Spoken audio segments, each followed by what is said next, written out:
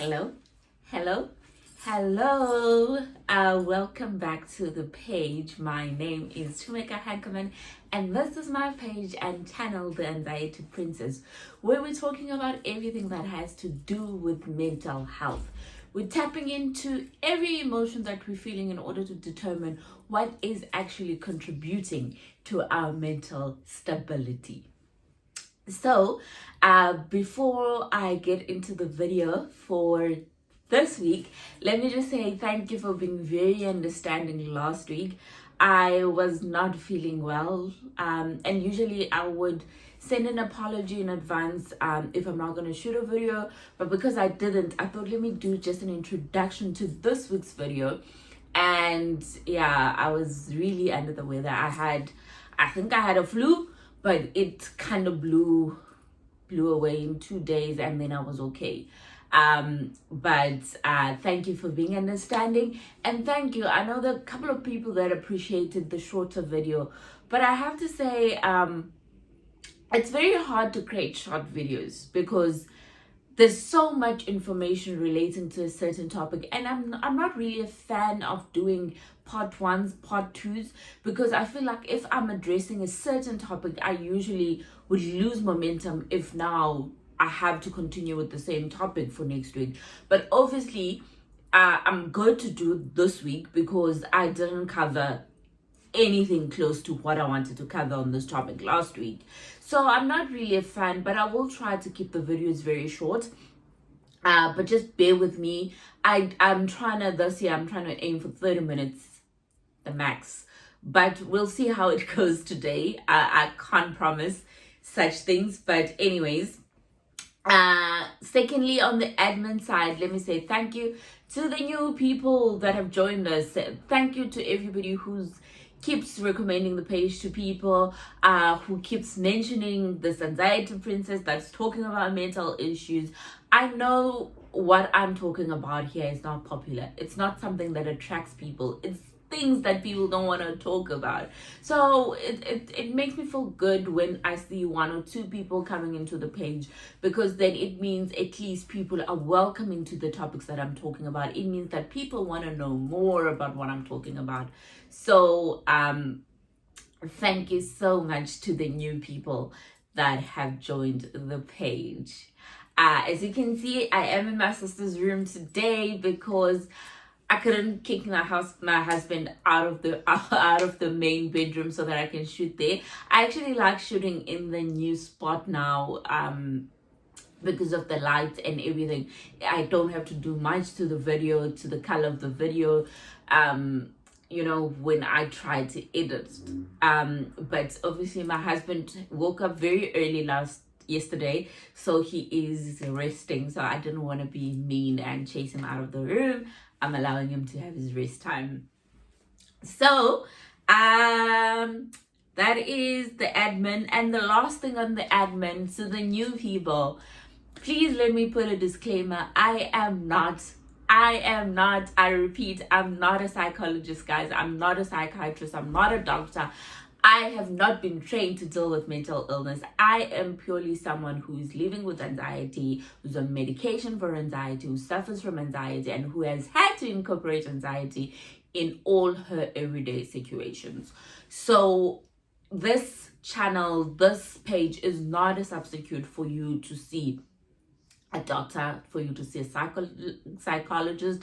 Please do those things. I did them as well. So don't say, now I'm not going to go for my session because Tumeka will cover it. No. I'm not even close to being ready to deal with such things. So please do go to the doctor, do visit a psychologist, go to a psychologist and have your sessions. I had mine. I am going to have more this year because I am tapping off my medication this year. So I'll need to start going for counseling again. Great. So let's jump into the topic for this week. So the topic for this week is just a continuation from last week, where we're basically talking as to how to be alone in your mental health journey without being lonely. And it's so strange that I dropped this topic last week, and I actually went to watch the video, and I realized that actually I didn't give you guys a definition of what alone and what lonely means. And someone sent me a message and they were like, is there really a difference though between being alone and being lonely? Now, the definition that I'm going to give you is not a dictionary definition. This is my definition in my own mental health journey. This is a definition of mental illness, people. This definition I'm about to give you. So, being alone is allocating yourself time to reflect and to deal with a specific emotion at a point in time. Right? Being lonely is you not tapping off that moment of being alone to a point that you have isolated everybody in your life to the point where you are a single person and there is no one around. So, while I encourage people to have alone time is very important. You need to reflect on those emotions. You need to tap into your emotions on your own. Be careful that in doing so, you're not isolating people to the point where people actually think you're capable of doing things on your own. Then you're leading to a part of being lonely, right? So never let your alone time be so extended that you actually don't even realize that you've left the alone path. You're now on a lonely path. So what I'll be covering today is basically, why do people who suffer from mental illness actually need alone time, and why do they actually find themselves in that lonely space? The second thing that I'll be covering is how to break out of that cycle of being lonely. You see, so I'm going to tell you how to break out of that alone cycle in order to avoid getting to the stage of being lonely. That's basically what we're covering today. So as I said last week, when I got my, when I was diagnosed, I thought I was having alone moments, but in actual fact, those alone moments became lonely moments. I would find myself crying my eyes out because I could feel the loneliness, but I didn't know how to channel out of it in order to engage with the outside world and not feel as though I was lonely.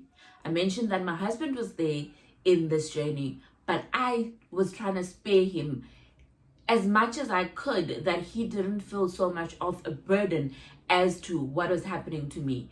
I know that a lot of mental illness people, they're very cautious about other people's emotions and the fact that they don't want to be a burden on other people. That's practically where I was, that as much as I was telling him everything that was happening to me, I was also scared of telling him too much, that it starts being a burden on him and he leaves me. That's simply that. Then that would have been a nail in the coffin of that. Now you are really lonely because there's no one else. I like going out. I like doing things with my friends, going out for lunch and all those cute things. But when I got my diagnosis, I did not want to do any of those things.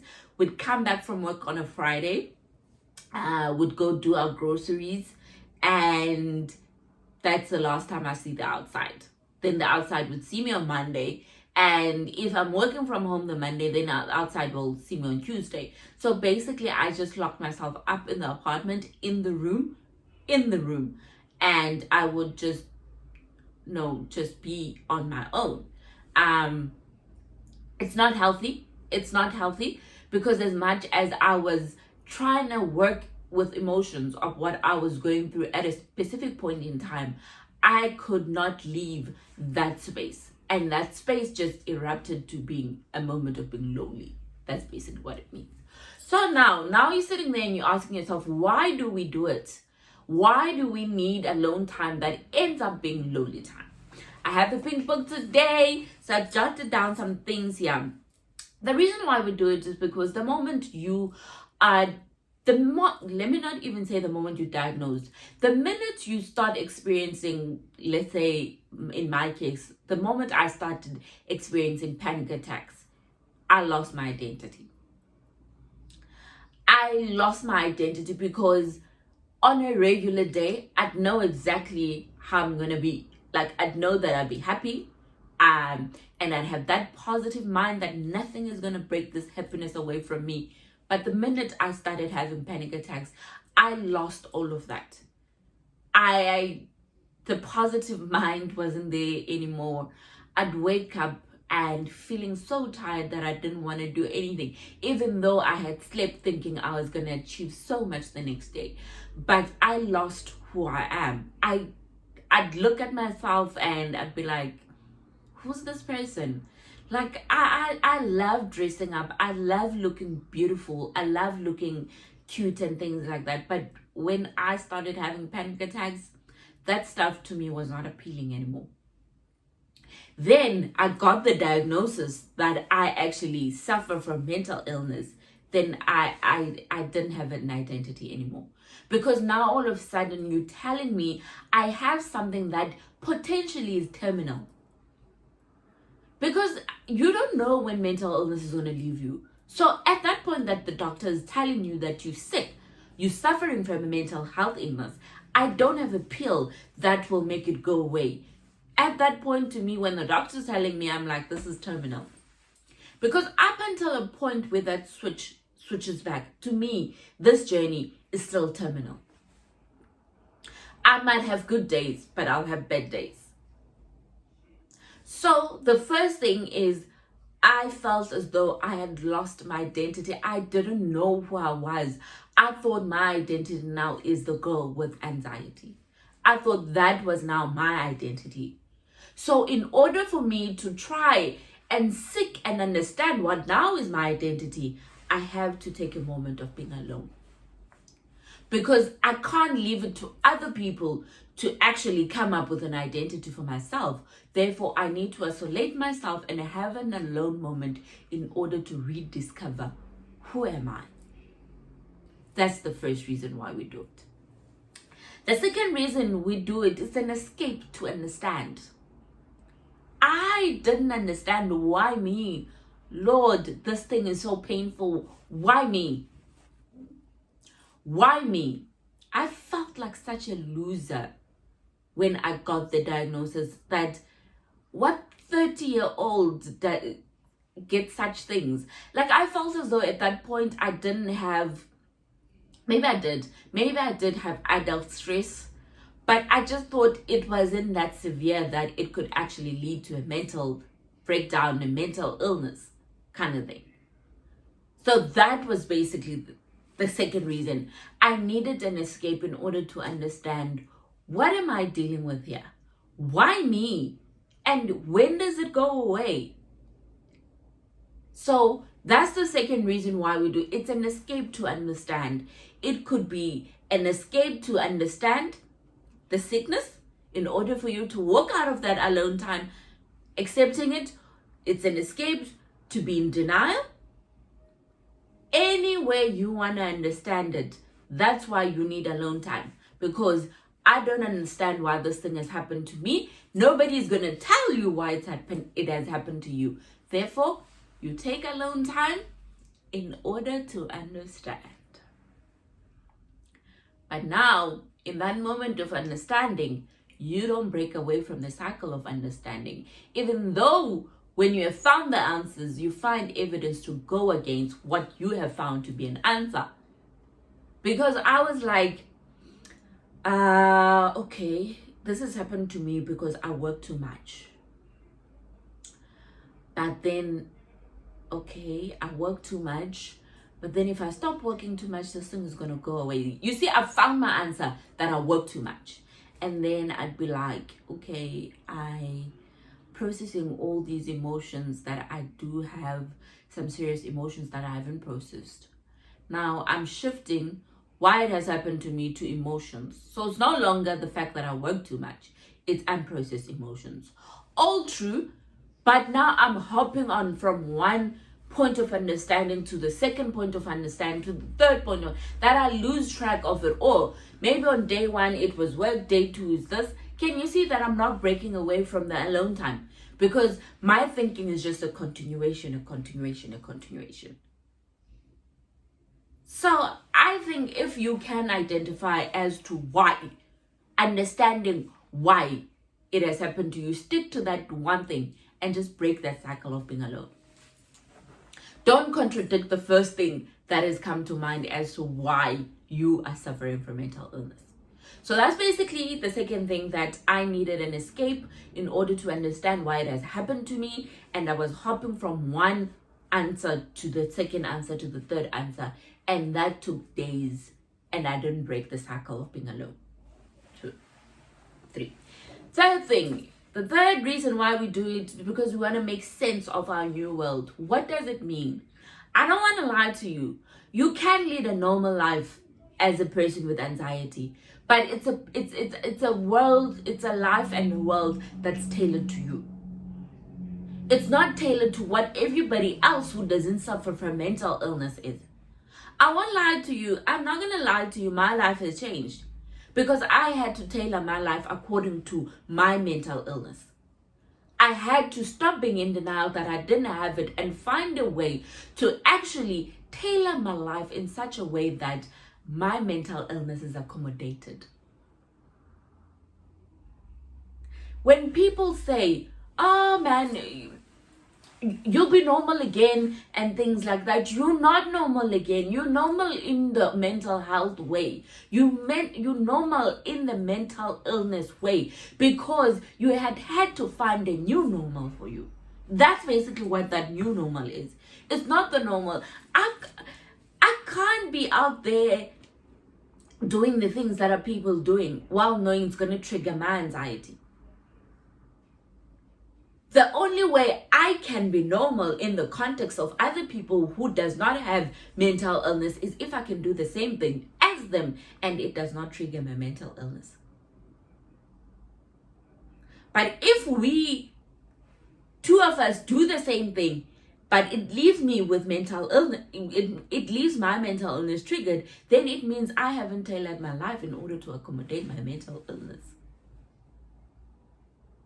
So, in order to find and make sense of the new world, you need to take time out on your own to define what your life is going to be like now. You need to make decisions. And I don't want to lie to you guys. I don't want to lie to you. If you suffer from mental illness and you haven't changed your life in any way, there's something wrong. There is something wrong, I can tell you now. When you are diagnosed with mental illness, you have to make life-changing decisions. You have to make life-changing changes. If you're still living your life the same way before you had it, then let's consider, why are you always an emotional wreck? Why are you always having emotional breakdowns? Why are you always having panic attacks? You can't still be living the same life. Truth. That's the third thing. We now escape in order to make sense of our new world and find what our new world is. Fourth thing, we're sparing our loved ones the burden of taking care of us. This one, I'm a master at this one. I know how to isolate myself, not in order for me not to harm the people around me. And I know that sometimes they want to be there for me, but I'm like, I've told you so many things. You're probably sitting there judging me that why does she always have mental stuff that she's dealing with? Why does she have emotions that I'm dealing with? In order to spare you that, I take alone time and I deal with my emotions on my own. But then I don't identify the point when I need to break out of that because I need somebody else to help me. Number 4. Number five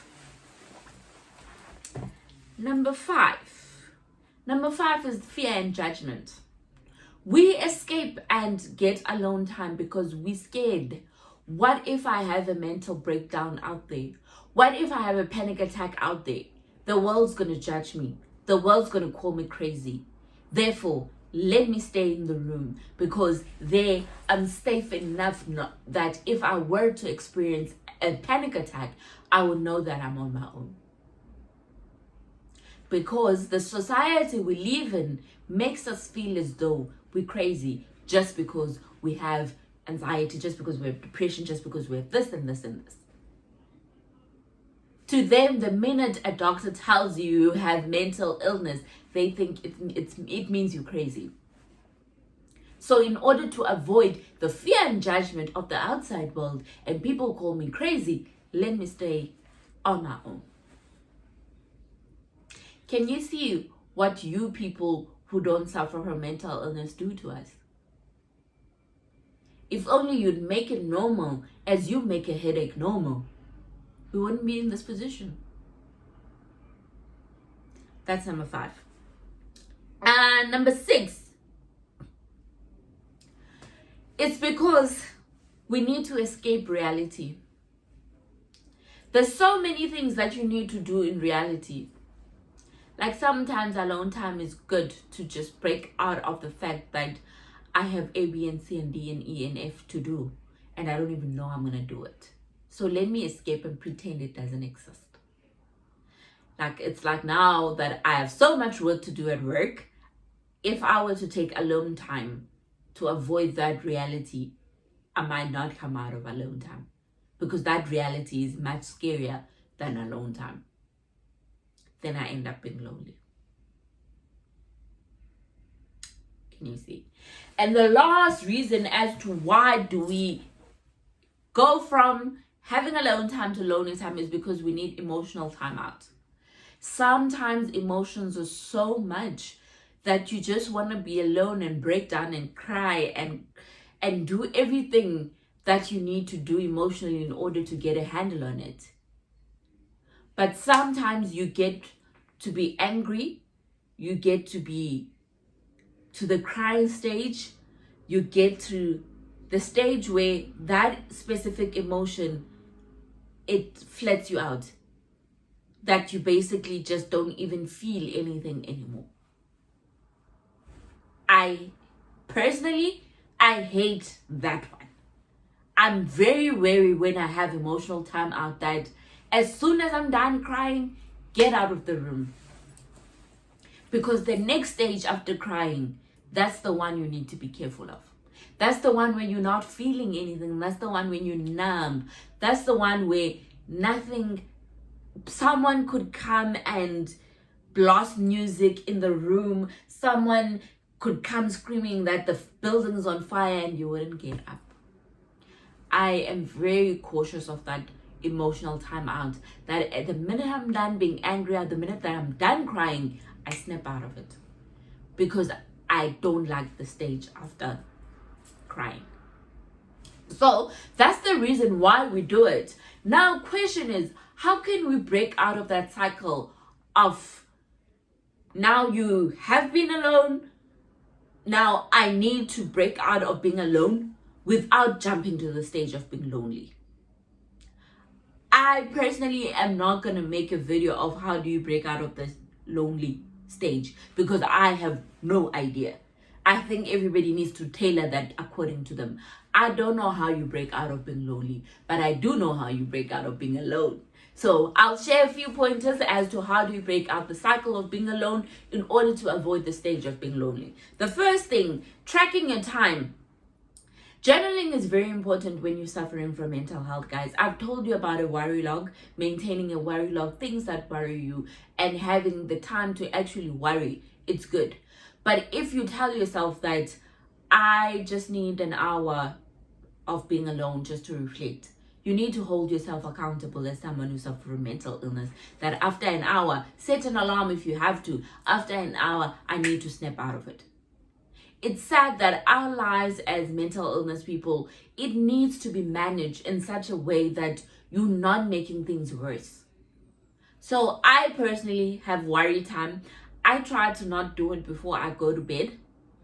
I try to do it, at an hour where I'm still going to have time to unwind and just, be in my own zone. Because the minute you do it, like if you say you have worry time just before you fall asleep, then it's kind of hard to break out of that. Because if I were to have worry time before I fall asleep, then my husband falls asleep and I'm sleeping next to him, then I can't break out of it because I don't have anyone to talk to. Whereas if I have worry time while we're chilling inside and I have an hour to myself just to think about everything that I want to think about, then I know I need to go back to people and socialize, kind of thing. So maintain a worry log, track your time, set yourself an alarm for worry time where you're actually going to do it and break out of it. Avoid having worry time before you fall asleep, because then you can't sleep and things like that. Your mind is playing tricks with you. That's the first point. The second thing is that identify your support structure. That's very important. Identifying a support structure, these are people that are willing to help you. These are the people you tell them that I have worry time, but please, if I'm not back by a certain time, come fetch me. Call me, message me, phone me, whatever the case is. These are people that will hold themselves accountable for your recovery. It's a lot of burden. Hence, I'm saying you need to identify who is with you on this journey, who wants to support you. Your support structure will make sure you snap out of being alone time.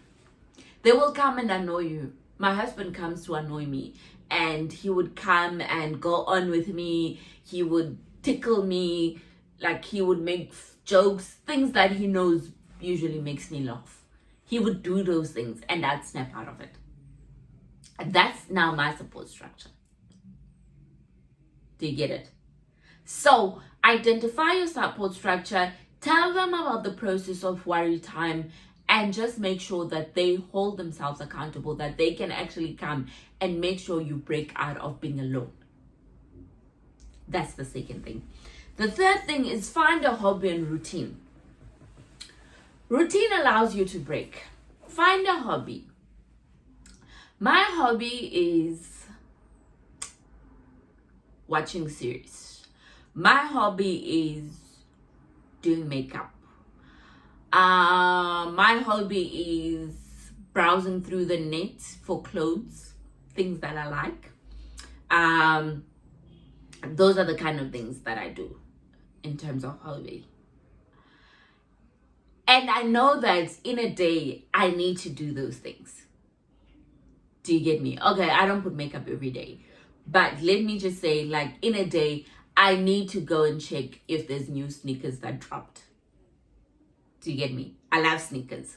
So every day I'm on Archive website, I'm on Sports Scene, I'm on all these places that releases sneakers. And that's my hobby. And it allows me to break away in a day in order to do that. Find a hobby, find a routine.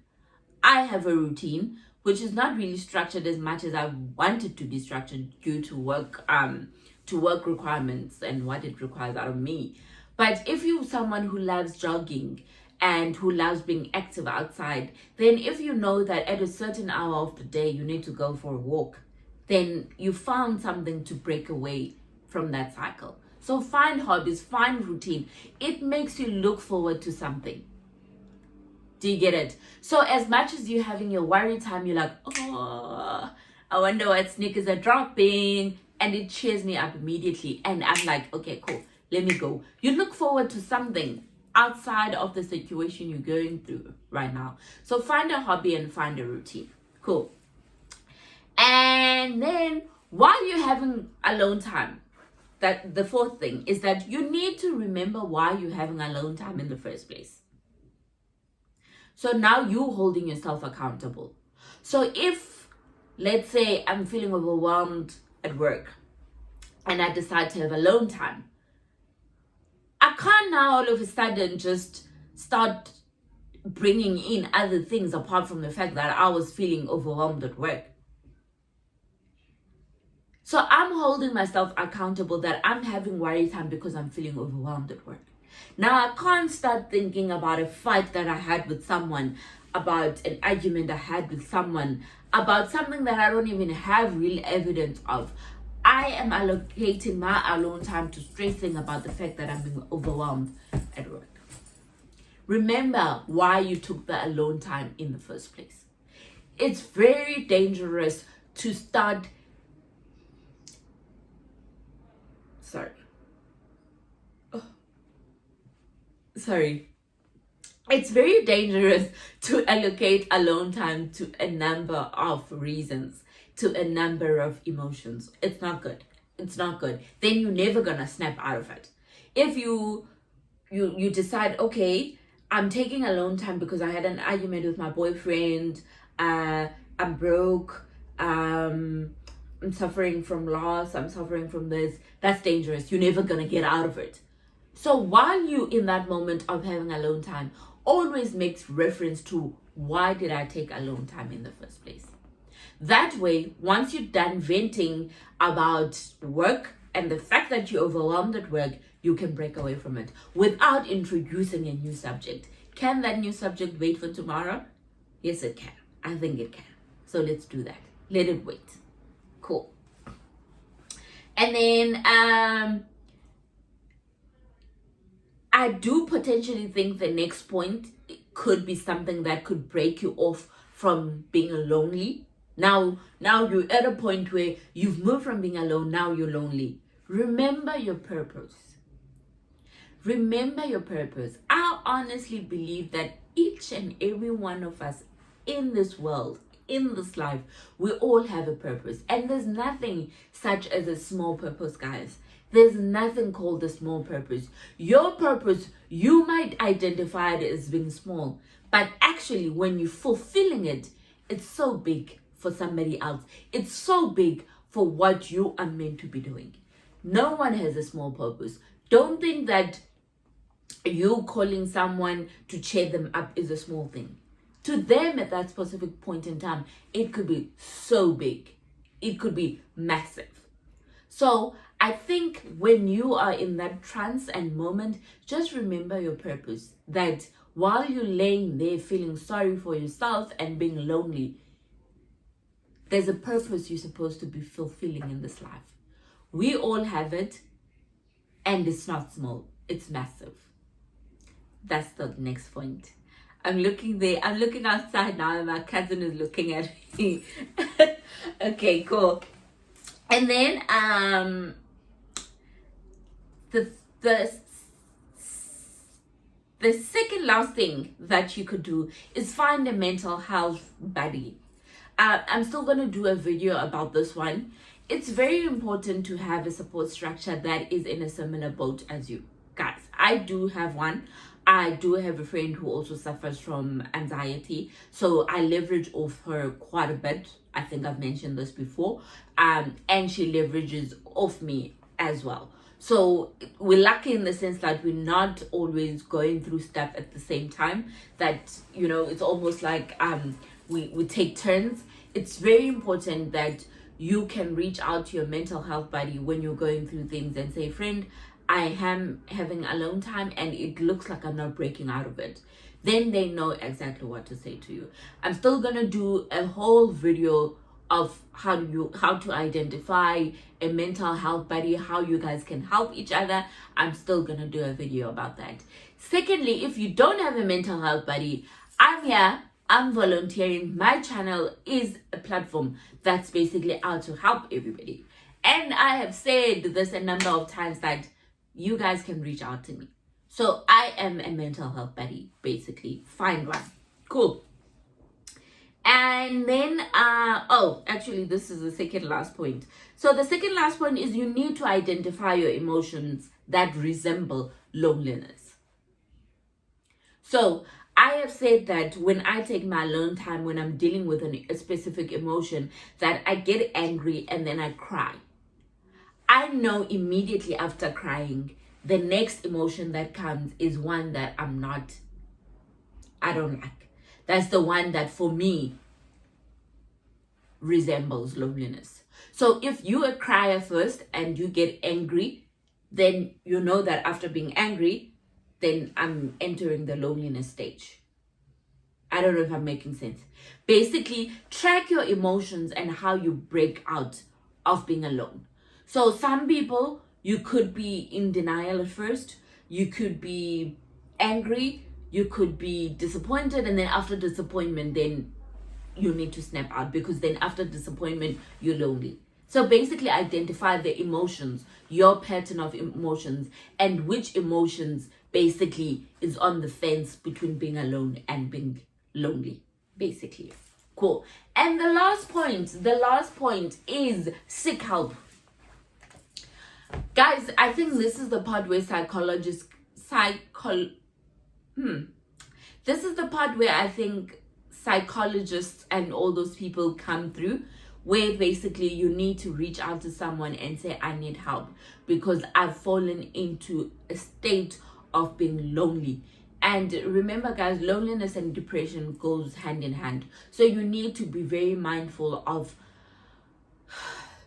you need to be mindful of alone time, that it actually doesn't damage you in such a point that it leads to loneliness and then you're depressed, and then and then it gets to a point where you don't even know what to do. So please be mindful of that and seek help. Psychologists, I think we all suffer from mental illness and have been through a psychologist. Call them and tell them, this is how I'm feeling, this is what's going on now. I took alone time, and that alone time now is never ending. I'm feeling so depressed, I'm feeling lonely, I don't know what to do. Call someone and tell them you need help. That is the last point of how you can break out of that cycle. I hope this video will be helpful, and I don't think this video is purely for people that suffer from mental illness. I think everybody, we all take alone time just to reflect on certain things, but then we get to a point where for a moment then we feel lonely. But just be careful that whenever you take alone time, you actually have a thought process in place as to what are you trying to achieve out of your alone time, in order for you to avoid it and getting to being lonely and then to the depression stage. So I hope this video can actually help you in some way or another. And I'm actually glad I did a follow-up of this video. These are all the points I wanted to cover last week, but I just didn't have the energy. But as you can see, this week I have much more energy, and I'm glad I did a follow-up. I don't think I'll generally do part 1s and part 2s, but sadly I had to do this one. And I hope you enjoyed the video. I hope you find some points that you can actually incorporate in your own mental illness journey. Please, let's be alone, but let's not be lonely. Just remember, I am here as a mental health buddy, and if you are going through a situation where you are lonely, message me, drop your numbers, and I'll call you if it needs to be there. I've put myself out there as a mental health buddy. So I hope you guys will have a beautiful Sunday. Some of us need to go work. I am working 7 days a week these days, but while doing that, I am keeping a max in terms of how much can I take in. Like, I'm very strict to myself about, like, okay, I think now I've had enough of work, and then I stop. So I'm very disciplined this year, and I'm so proud of myself for that. But anyways, I hope you'll have a beautiful Sunday with your families. Please stay safe and be blessed. I love you all. Bye.